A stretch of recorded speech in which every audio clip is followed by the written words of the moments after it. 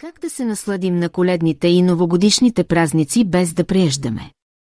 Не би ли било чудесно да можете да се насладите на празниците, без да се притеснявате за храненето си? Празниците са време за удоволствие, но за засегнатите от компулсивно преяждане те са предизвикателство. Ето нашите съвети как да се справите с проблема.